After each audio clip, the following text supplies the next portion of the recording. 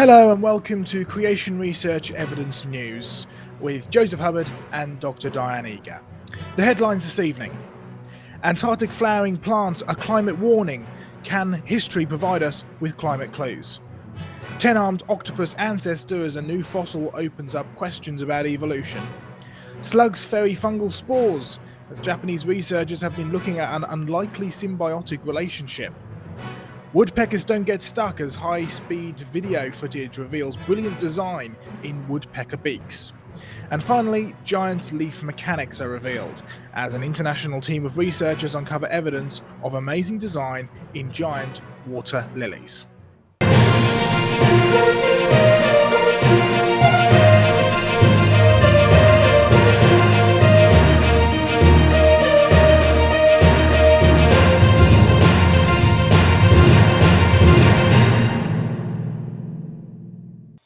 Hello and welcome to Creation Research Evidence News. I'm Joseph Hubbard. And I'm Diane Eager. Well, it's been a little while since we've done our last Creation Research Evidence News, and we've had one or two come out on the email newsletter, so make sure you are signed up to that, because that is really where this information comes out in the first place, and it's completely free. You can find out how to do that in the links below. Remember, as we go through our headlines today and our news, all of the reports, all of the links, all of the references are in the description below, along with the featured questions and everything else. So just go down there and check that out. It's all down there in the description below. Well, Diane, it's great to be back doing this again, and it's good to have you back with us as well, who sort of looks after and oversees all of the Creation Research Evidence newsletters. So what's our first topic here this evening about Antarctic flowering plants? Yes, we're looking at some Antarctic flowering plants, some little just low-growing grasses on a place called Signy Island, which is a really tiny dot on the map just off Antarctica. And as you can see here, it's a pretty cold and bleak place. And so these scientists from the British Antarctic expedition looked at some low-growing grasses, and they found that there was an increased growth rate and an increased range. In other words, they were spreading out and growing faster, and this was all happening over the past decade. And they considered this, well, this is evidence of an ever-increasing warming world, so this is evidence of climate change. And one of the headlines in the Science News reports about this called it a climate warning. Now, why would a few grasses growing in Antarctica be a sort of warning?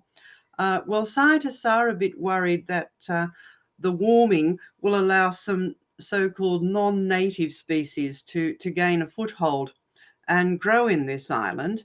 And but they're also thinking in the light of the recent IPCC climate predictions, which came out last year, and we did write about them. You can read that in the fact file as well.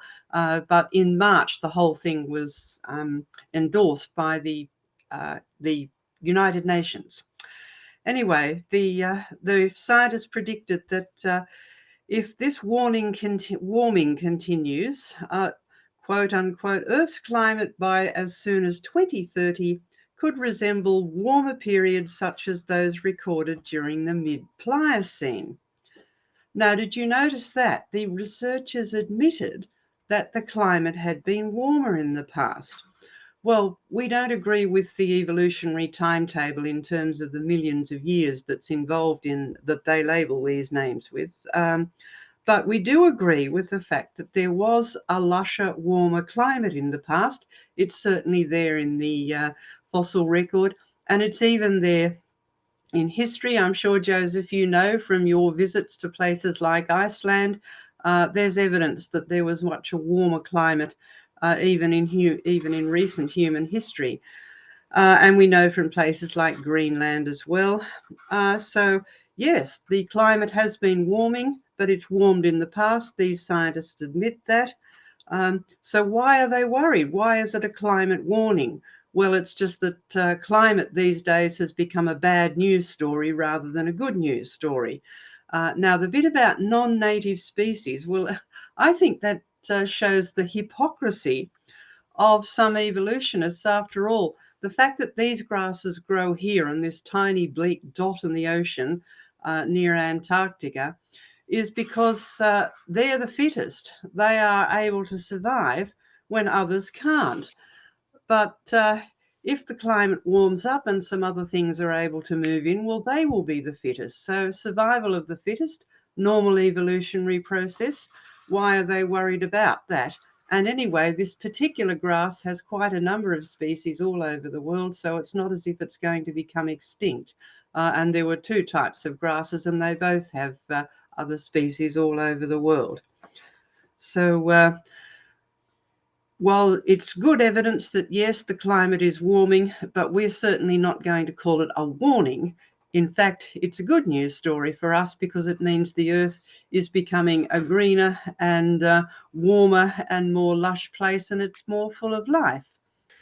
Great stuff. Thanks for that, Diane. It's interesting, actually, that just today, one of the head UN people who was involved in the IPCC's climate reports came out to say that it's a moral madness to continue looking at investment in oil and coal and fossil fuels. And of course, countries all around the world are saying we're going to pull out of using Russian coal and gas because of the conflicts that are going on over there between Russia and Ukraine.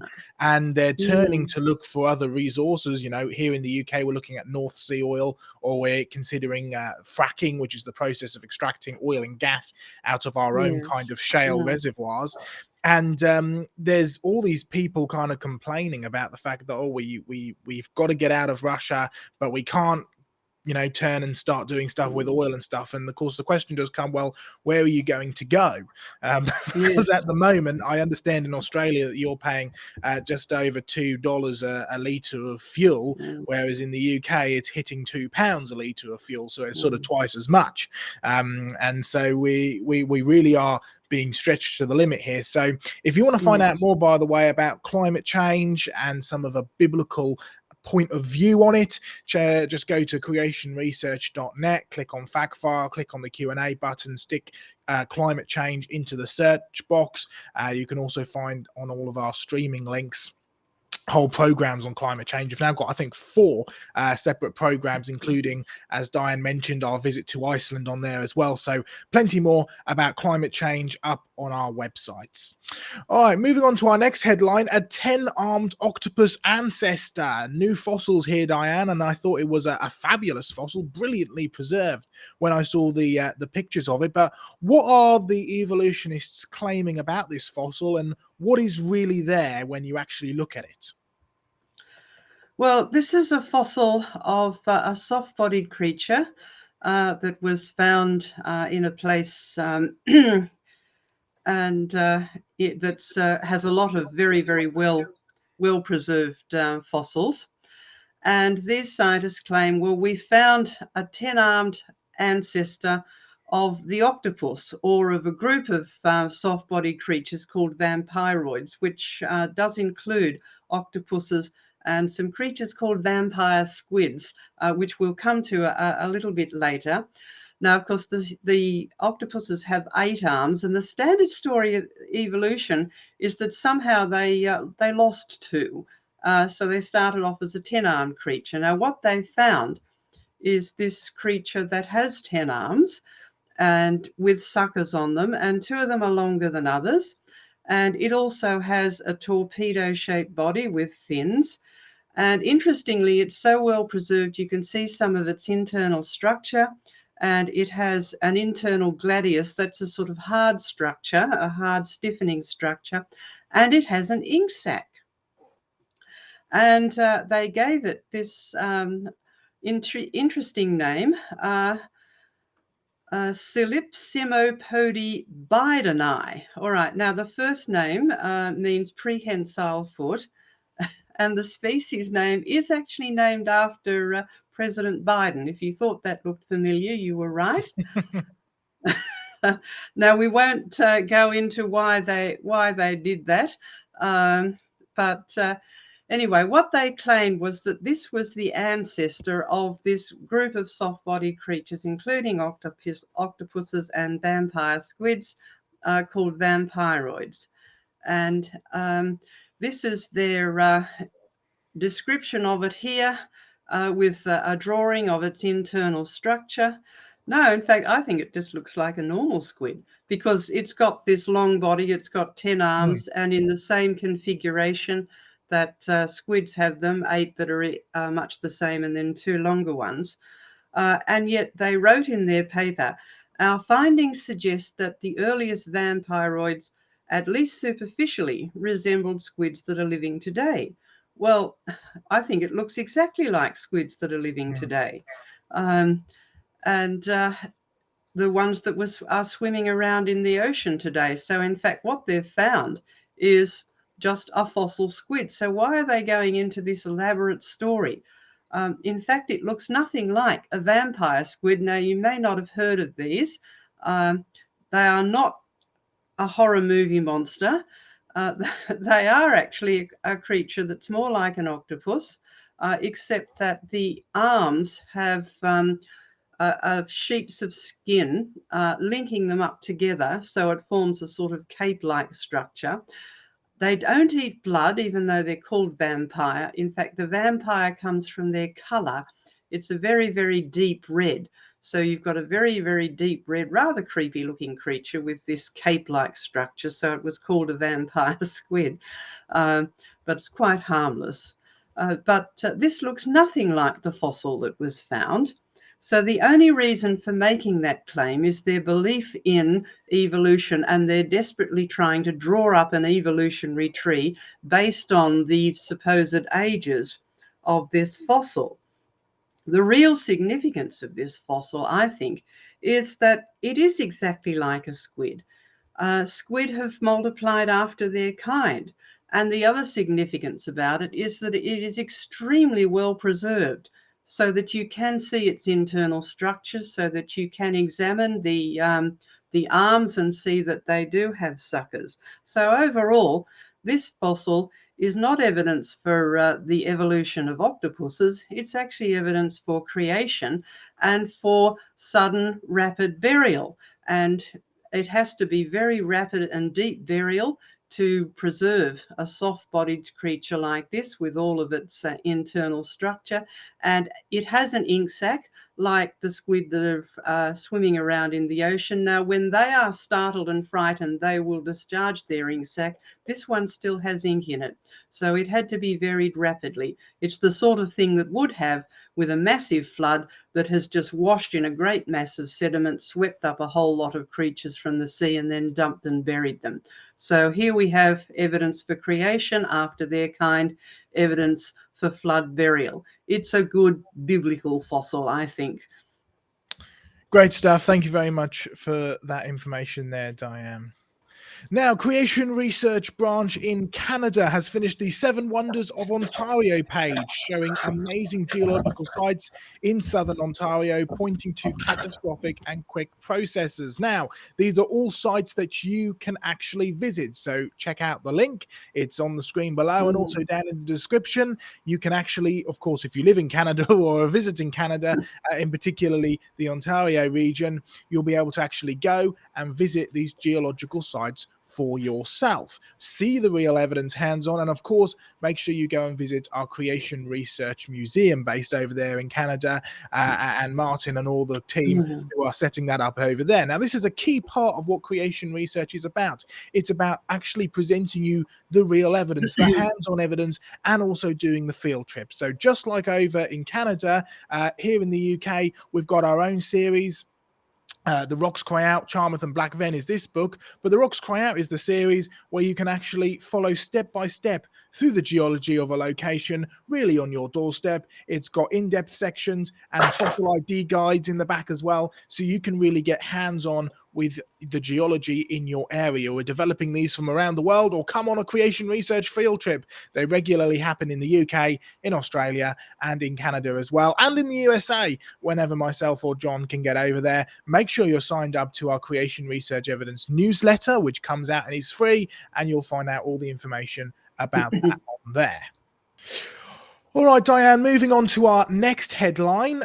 Slugs, Ferry, Fungal, Spores. Now, I love fungi, and they're just, I think they're a brilliant and incredible piece of design. And many people think when you have, your fried mushrooms for breakfast, that's your sort of whole fungus, but it really isn't. It's just the fruiting body. I always like to remind people that you've got to kind of imagine the fruiting body of a tree is like an apple.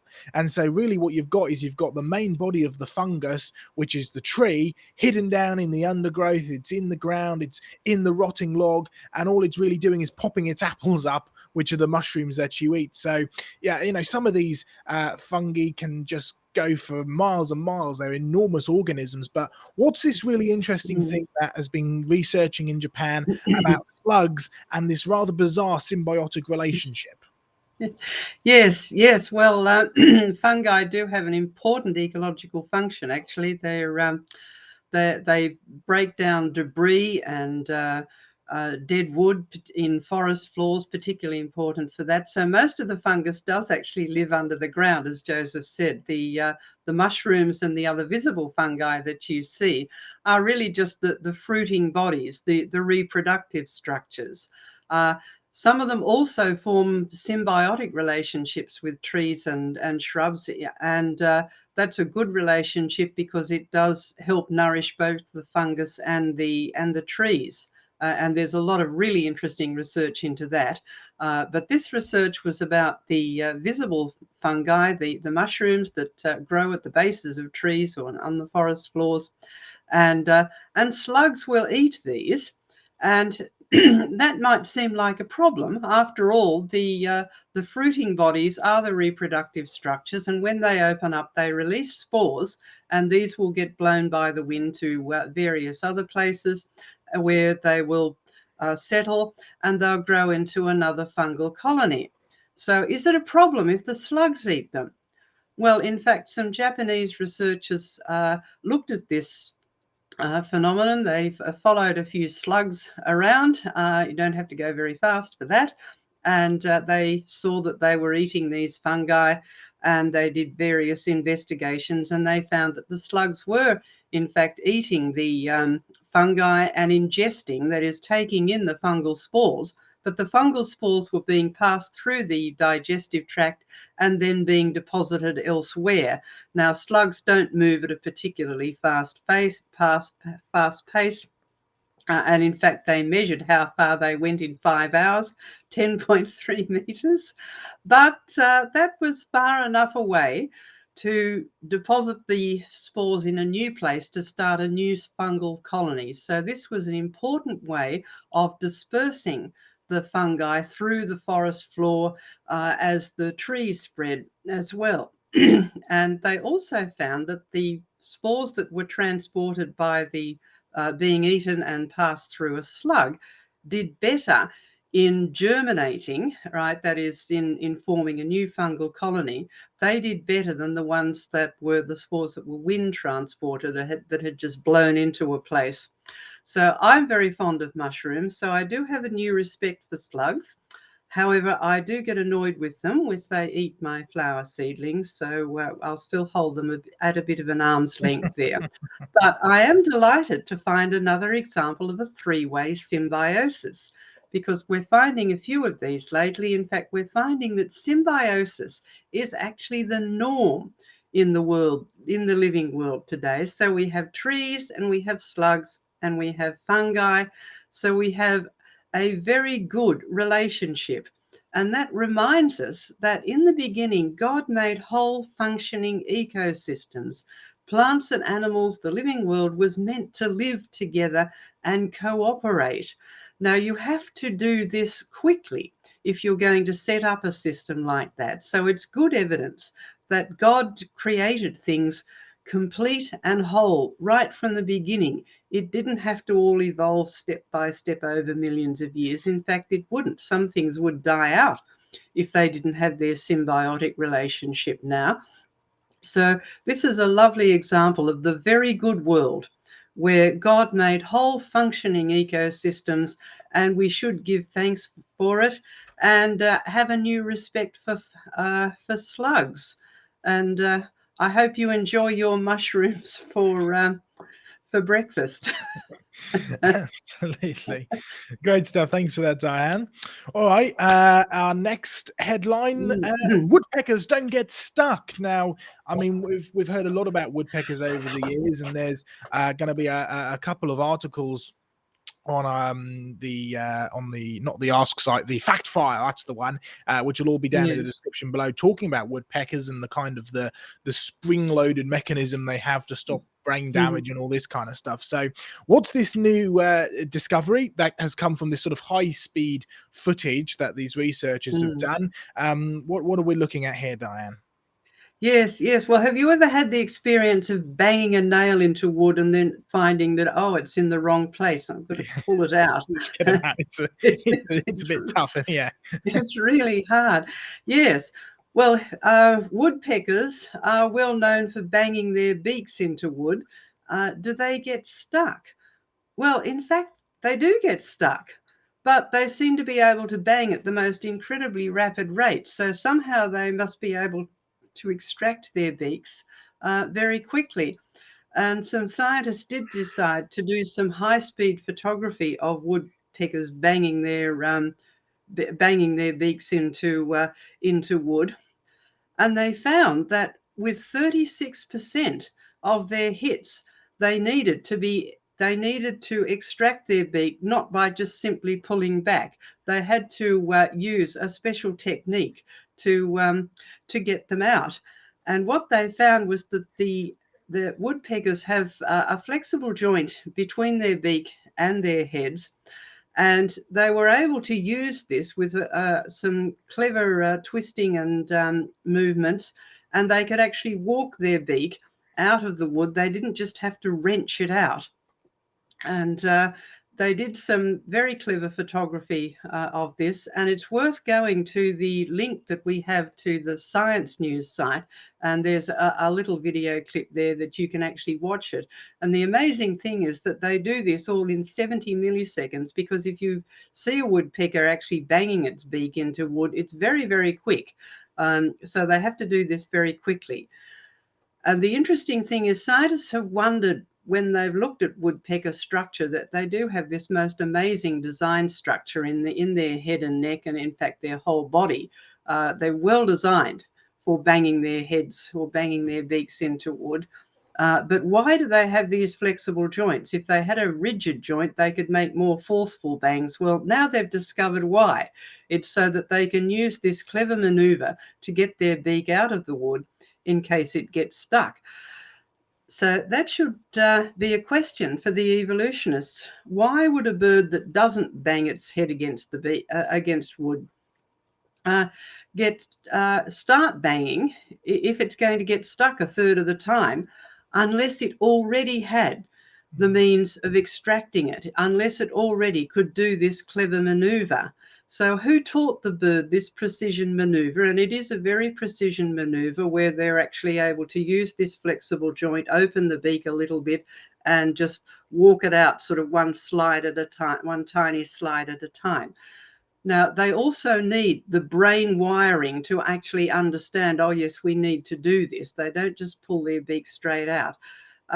So it's just as well that woodpeckers were designed by a creator who designed the whole bird, rather than by evolutionary believing scientists. So here is another piece of brilliant design. Woodpeckers were meant to be woodpeckers right from the beginning, and so that's what they do. So if you live in an area where there are woodpeckers and you hear them banging away, well, that's a good signal to give thanks to the creator who designed them so brilliantly. Amen, and thank you for that, Diane. All right, well, we have exciting news from the Creation Research UK front. Here in the UK, we are hosting our first ever fossil hunting-based convention, where you can actually come and camp for 5 nights. So we're doing it over sort of 5.5 to 6 days.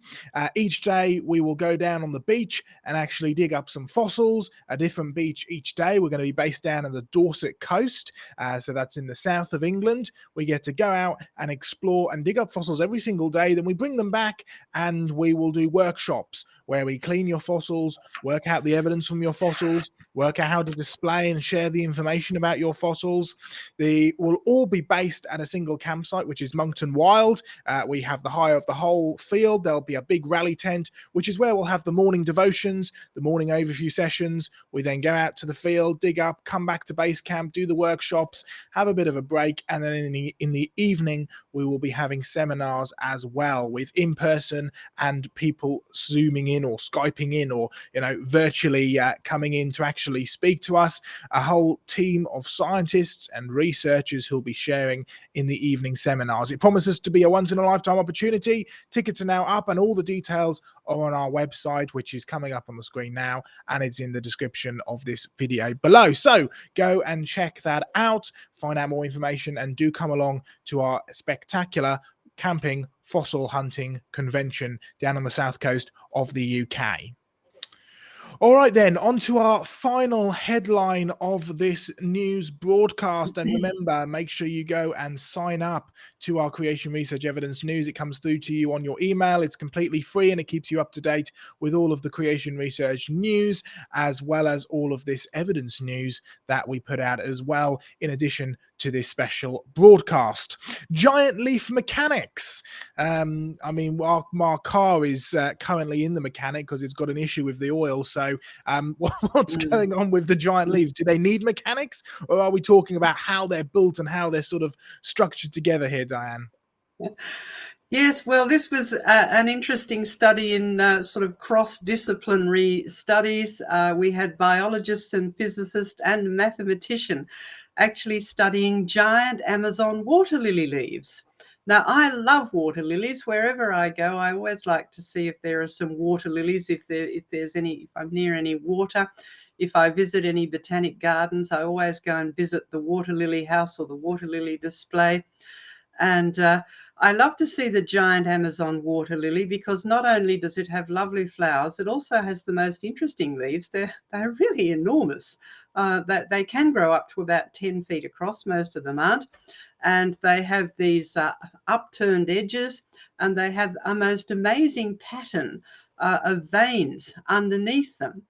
And so this group of scientists looked at these leaves and said, well, they are rather different to the other leaves in water lilies.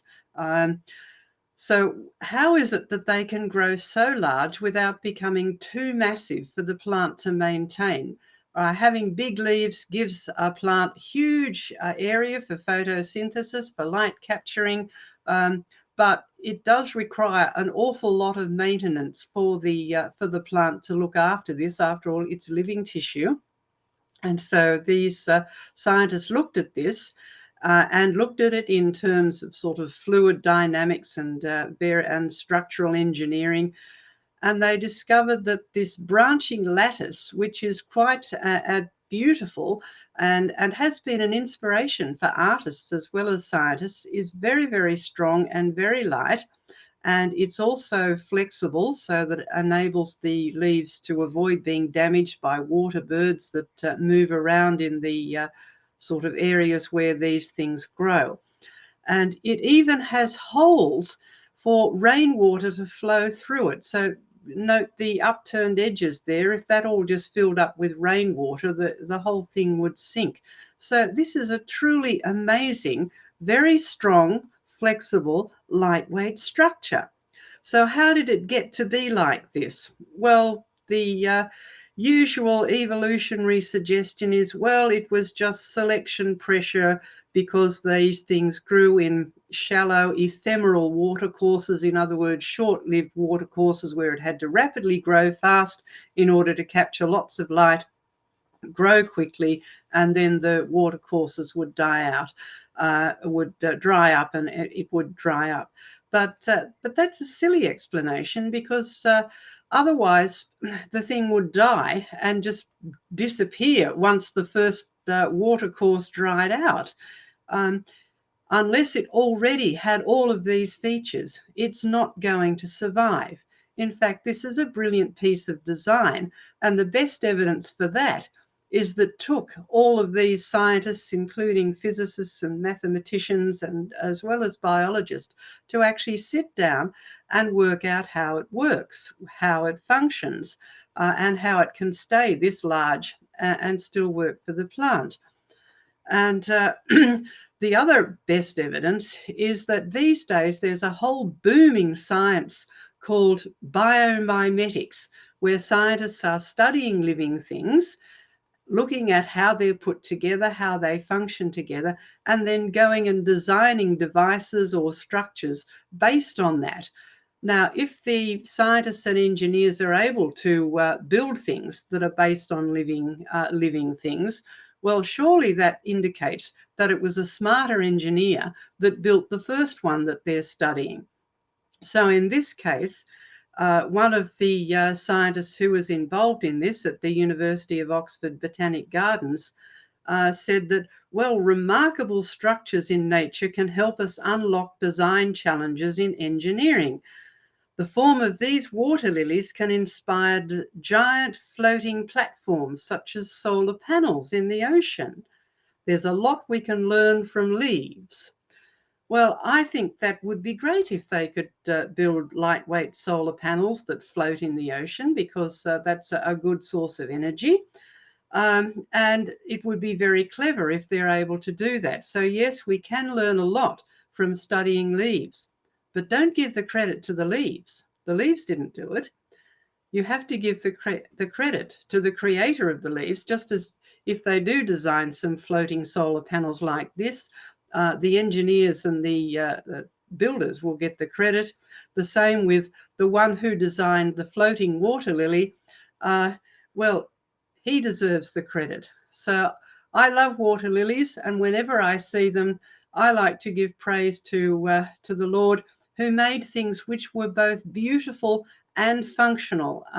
As we mentioned before, the branching pattern in these water lily leaves has been an inspiration to artists, as well as to these scientists who want to study them in order to make some clever, new, brilliant structure. So do learn from studying the world around you, but give the credit to the one who created it. Amen. And a great headline to finish on there, with a great message as well.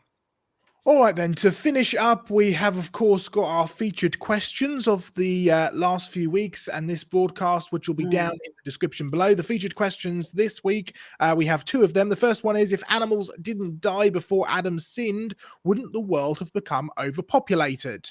And our second question has a little bit of background needed. The question is really, what is a woman? Now, two prominent female British politicians weren't able to actually answer this question during interviews for International Women's Day, and there's been big controversy over in the States as well about certain judges or judges-elect not actually being able to answer the question, what is a woman, because they're not a biologist. Well, if you want Creation Research's answer with a biblical perspective, our question is there a real definition of a man and a woman in a world that wants fluid gender? Both of these answers to the questions are in the descriptions below, and you of course can find out all of our questions and our answers over on the Ask John Mackay site, or if you want the easy way to get there, go to our main website, which is creationresearch.net, and click on the Q&A. All the information will be up there on our Ask site.